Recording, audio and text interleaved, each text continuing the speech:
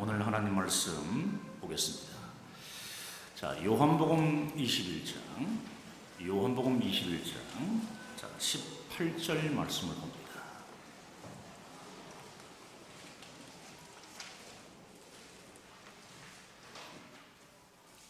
자, 우리 하나님 성으로 우리 천천히 합독하겠습니다.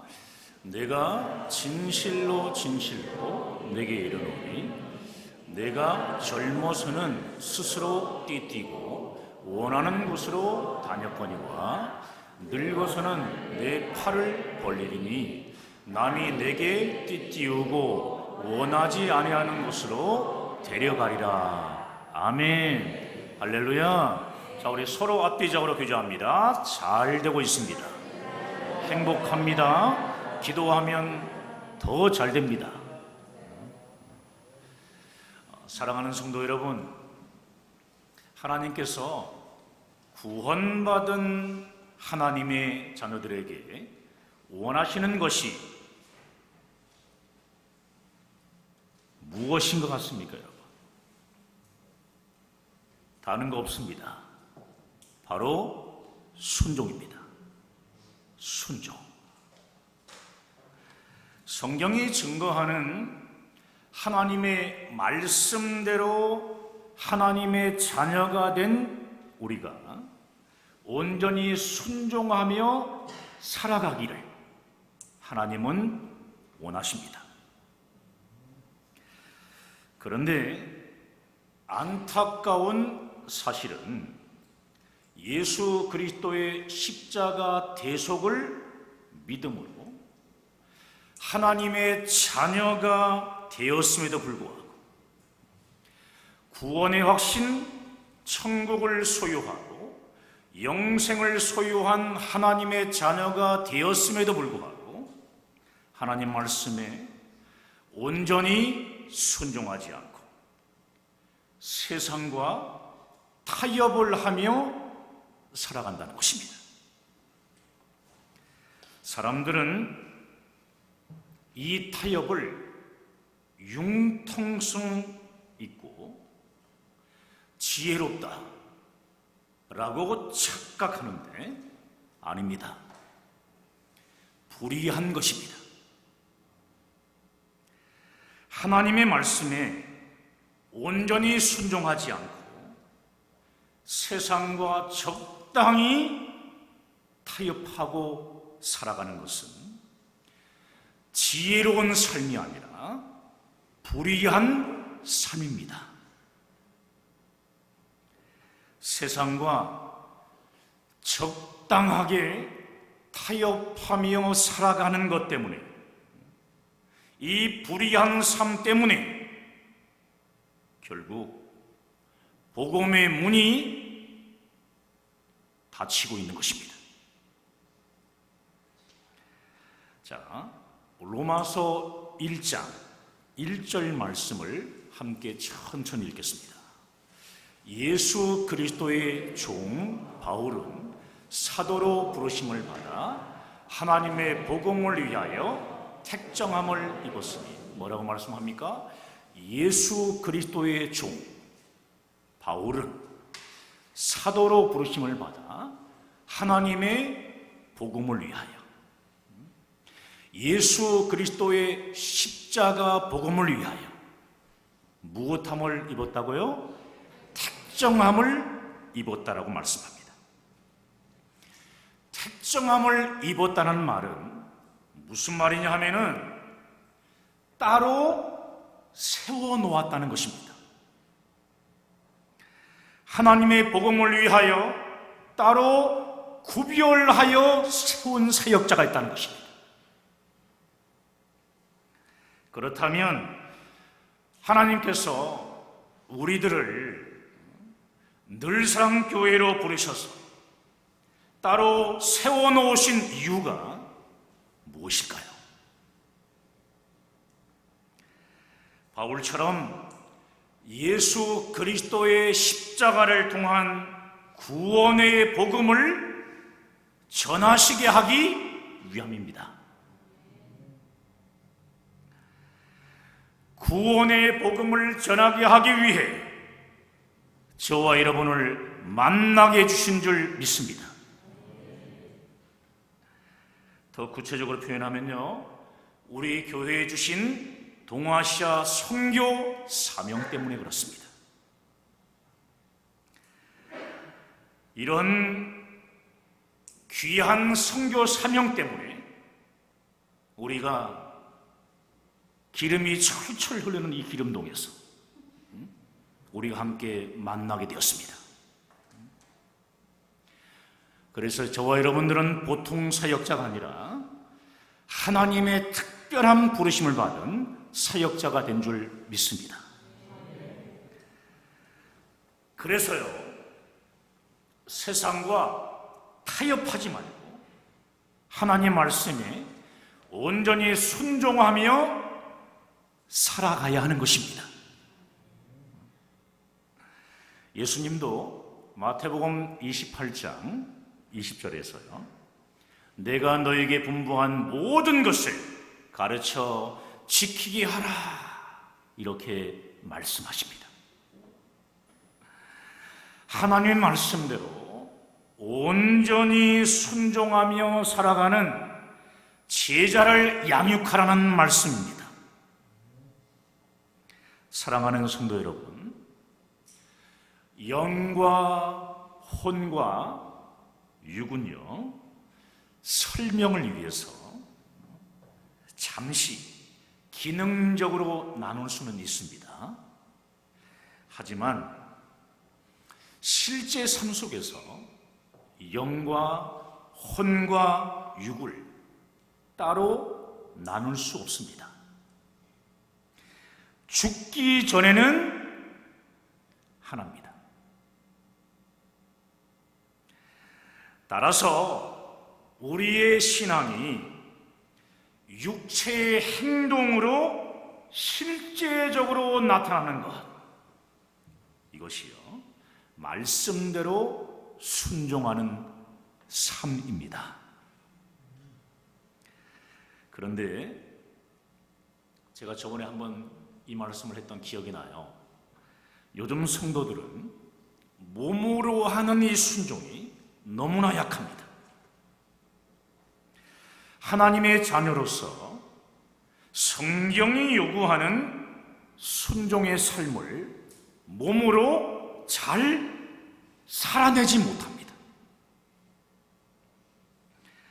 명심하십시오. 몸으로 하는 순종이 약해지잖아요.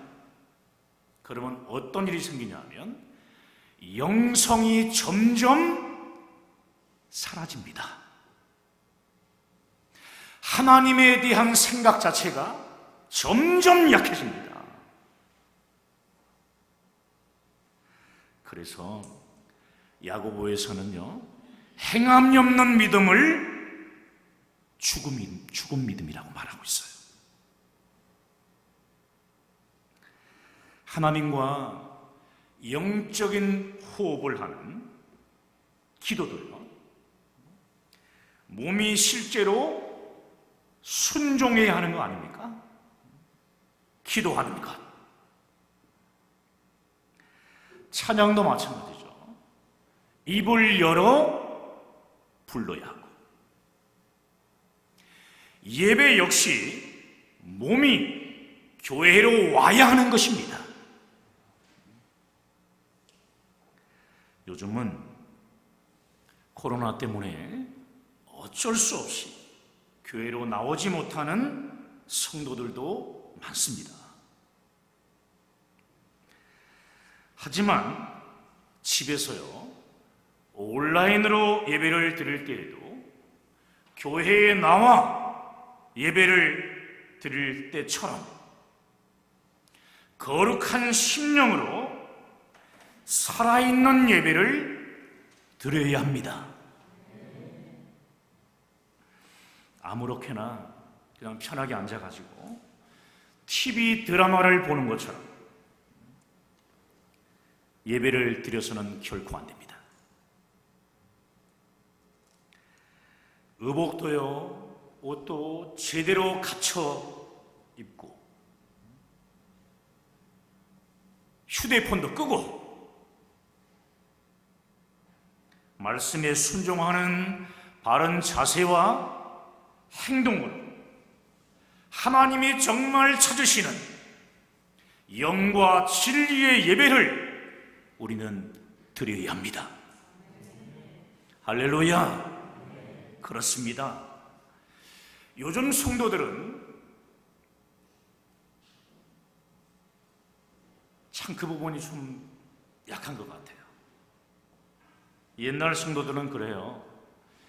요즘 성도들보다는 몸으로 하는 것 자체는 정말 강했습니다. 어려운 문제가 생기게 되면 앉아서 걱정만 하고 있지 않습니다.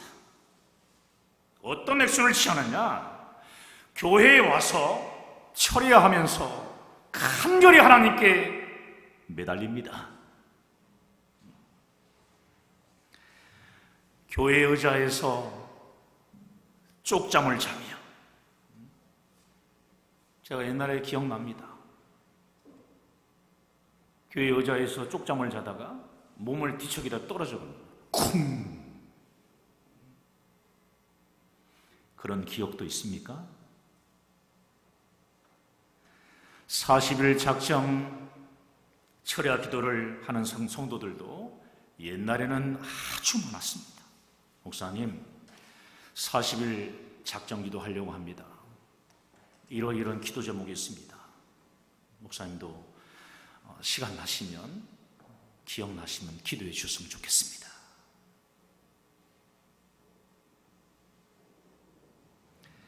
옛날 성도들은 몸으로 하는 순종이 삶 속에 실제적으로 나타났기에 교회뿐 아니에요. 이 나라까지도 변화시키는 놀라운 역사를 이루어냈습니다. 사랑하는 성도 여러분, 전능하신 하나님을 믿는다면 힘들다고 세상과 타협하지 말고 하나님이 내 삶에 역사하실 때까지 말씀에 순종하며 기다려야 합니다. 기다려야 합니다. 우리가 먼저 움직이지 말고 하나님이 역사하실 때까지 우리는 끝까지 기다릴 수 있어야 합니다. 순종하며 기다리는 것뿐만이 아니에요. 하나님이 이거 하지 말라! 그러면 깨끗이 하지 말아야 합니다. 성경의 인물 중에서요, 하나님이 하지 말라고 하셔가지고 너무 불쌍하고 억울해하는 두 사람이 있어요. 누구냐 하면 모세와 다윗입니다. 신명기 34장 7절을 보게 되면 모세가 죽을 때 얘기가 나와요. 눈이 여전히 밝았고 기력이 쇠하지 않았다, 이렇게 말씀합니다. 즉 모세가 눈이 어두워지고 힘이 없어서 가나안 정복을 못한 것이 아니라 하나님이 허락하지 않으셨기 때문에 못한 것이에요. 하나님이 허락하지 않으시니까. 모세는 하나님이 세운 민족의 지도자일 뿐이지 가나안 정복의 영웅이 아니라는 것입니다. 가나안 정복은 모세의 업적이나 공로가 아닌 하나님의 역사로 이루어졌다는 말씀입니다. 그래서요, 가나안을 정복하기 전에 하나님은 목숨을 건 할례를 하게 하셨고 유월절을 지키는 예배를 먼저 하게 하셨습니다. 가나안을 정복하기 전에 먼저 하나님 앞에 의롭고 거룩한 백성으로 서게 하시고 이스라엘을 제사장 나라로 세우신 하나님의 뜻과 의를 온전히 드러내신 거예요. 예루살렘 성에 하나님의 성전을 지을 때요, 솔직히 솔로몬보다 다윗이 경제적으로 훨씬 더 나았고 성전 짓기도 더 쉬웠습니다. 그런데 하나님은 피를 많이 흘렸다며 다윗에게 성전을 짓지 말라고 하시며 성전 건축을 아들인 솔로몬에게 짓게 하셨어요. 사실 다윗이 전쟁의 현장에서 피를 많이 흘린 것이 자기 스스로의 선택이었습니까? 아닙니다. 하나님께서 하게 하신 전쟁이었습니다. 그런데 하나님은 왜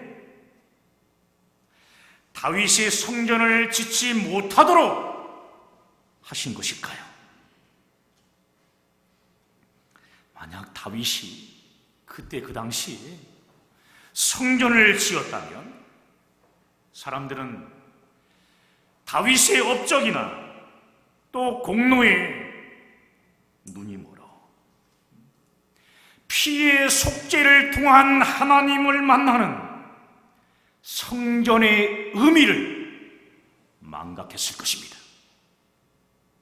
당연한 것이죠. 사람은 눈에 보이는 것에 따라서 반응하기 때문입니다. 환경보다 크신 하나님을 생각하지 않아요. 눈에 보이는 것이 너무 크다는 것이에요. 그래서 하나님은 이 땅에 처음으로 세우시는 하나님의 성전에 다윗의 업적이나 성공이 개입되지 않게 하신 것입니다.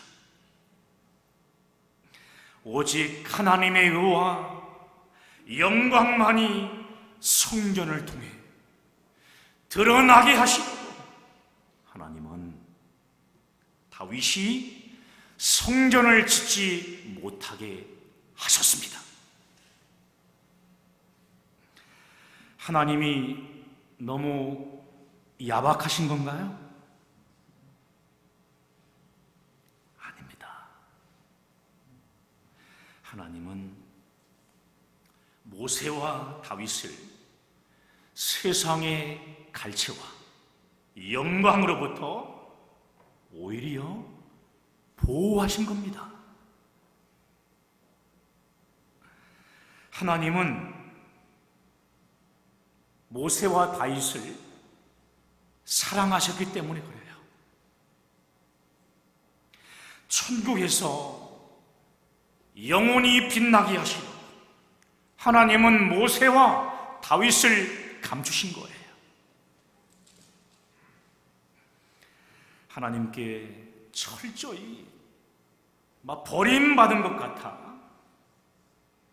억울할 만도 한데 모세와 다윗의 행동을 보십시오.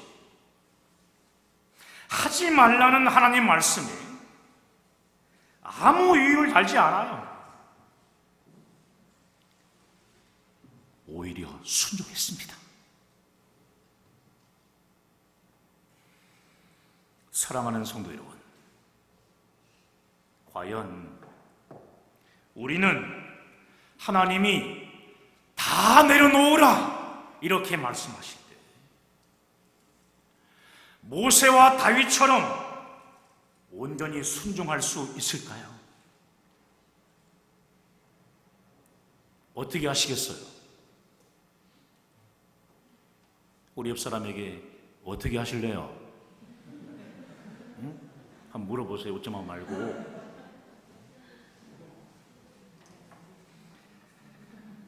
저를 포함한 우리 모두는 모세와 다윗처럼 순종하기가 쉽지 않을 겁니다. 우리는 순종하지 않을 뿐 아니라 더 나아가 선동하며 도발을 합니다. 하나님이 나에게 어찌 이렇게 할 수 있냐면서 사람들을 선동하고 다닙니다. 모세와 다윗이 위대한 것은요, 하나님이 하지 말고 다 내려놓으라고 할 때 온전히 순종하며 다 내려놓은 겁니다. 결국 최후 승리는 하나님의 말씀에 온전히 순종하는 순종의 삶입니다. 여러분들이 승리자가 되시길 바랍니다.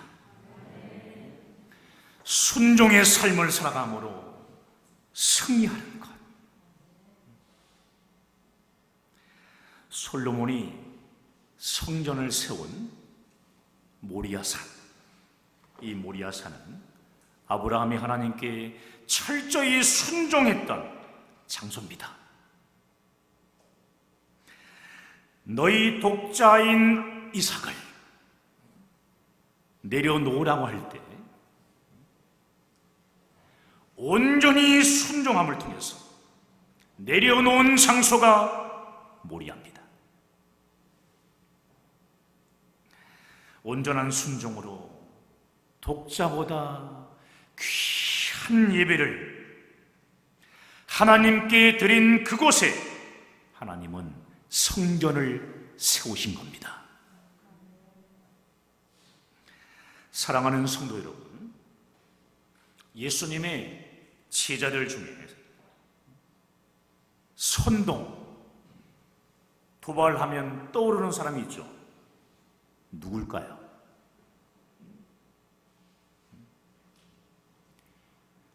그것도 수제자입니다. 베드로입니다. 베드로는 얼마나 도발을 잘했는지 사람들을 선동하고 이끄는 데에는 1인자였습니다. 사랑하는 여러분, 마태복음 16장에서 주는 그리스도시요 살아계신 하나님의 아들입니다 라고 베드로가 신앙 고백했을 때 예수님은 칭찬을 하긴 하셨지만 바로 예수님은 내가 그리스도인 것을 사람들에게 알리지 말라, 베드로의 입단속을 하셨습니다. 얼마나 말이 많은지. 예수님이 십자가에 달려 죽으셔야 한다고 하셨을 때도 베드로는 어떻게 했습니까? 안 됩니다. 이렇게 선동하다가 사탄아 물러가라, 예수님께 호되게 야단까지 맞았던 자가 베드로입니다. 주를 위하여 죽으러 가자고 선동했던 베드로가 정작 주님이 잡혔을 때에 3번이나 주님을 부인했습니다. 마지막은 저주까지 했습니다. 도무지 알지 못한다. 부활하신 주님을 만나고서도 갈릴리로 다시 고기를 잡으러 가자고 제자들을 선동했던 인물이 베드로입니다. 이러한 선동자 베드로에게 부활하신 주님이 찾아오십니다. 오셔서 잘못을 묻지 않으시고 다시 사명을 주시며 하신 말씀이 오늘 본문이에요. 자, 오늘 본문은 18절을 함께 읽길 원합니다. 내가 진실로 진실로 내게 이르노니 내가 젊어서는 스스로 띠뛰고 원하는 곳으로 다녔거니와 늙어서는 내 팔을 벌리리니 남이 내게 띠띠우고 원하지 아니하는 곳으로 데려가리라. 아멘. 주님의 말씀에 온전히 순종하지 못하고 자기가 원하는 대로 막 다니며 선동을 일삼았던 베드로가 앞으로 성령을 받아 성령께 붙잡히면 성령께서 이끄시는 대로 온전히 순종하는 삶을 산다는 말씀이에요. 성령께 붙잡히면 성령께서 베드로에게 띠띠우고 성령께서 원하시는 대로 베드로의 삶을 이끌어 가신다는 겁니다. 사도행전을 보게 되면 성령께 이끌리는 베드로를 확인할 수 있는데요, 성령께 이끌리는 베드로는 더 이상 선동자가 아니에요. 순종하는 사람으로 바뀝니다. 선동자가 아니라 성령께서 이끄시는 대로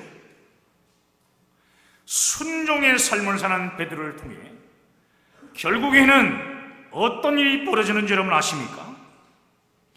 예수님을 3번이나 부인했던 베드로가 성령께 띠띠워진 후에는요, 담대히 일어나 너희가 죽인 예수를 하나님이 살리셨다, 이렇게 회개하고 예수를 믿으라고 담대하게 설교합니다.